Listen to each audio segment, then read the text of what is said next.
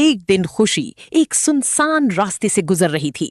तभी उसे रास्ते के किनारे एक पुराना और रहस्यमयी कुआं दिखाई दिया। कुएं से हल्की हल्की चमक निकल रही थी। उत्सुकता में खुशी कुएं के पास गई और अंदर झांक कर देखने लगी।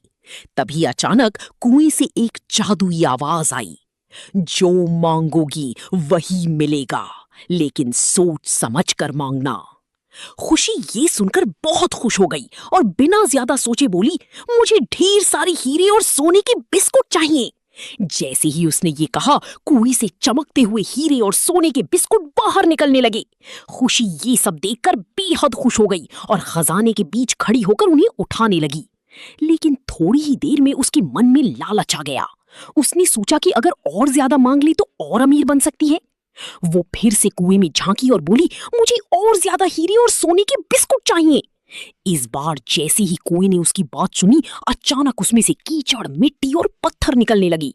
देखती ही देखती सारा सोना और हीरे उसी कीचड़ में दब गई। खुशी ये देखकर घबरा गई और दुखी होकर वहीं बैठकर रोने लगी। अब उसके पास कुछ भी नहीं बचा था। तभी वहां एक दूसरी लड़की प्रिया आई।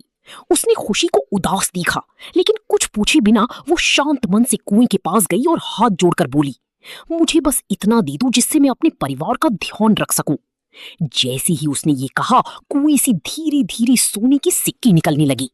प्रिया ने केवल उतने ही सिक्के उठाए जितनी उसे जरूरत थी और खुशी खुशी अपने घर चली गई।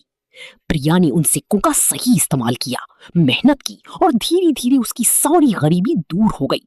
उसका परिवार खुशी खुशी रहने लगा। इस कहानी से हमें सीख मिलती है कि लालच बुरी बला है और संतोष में ही सच्ची खुशी होती है।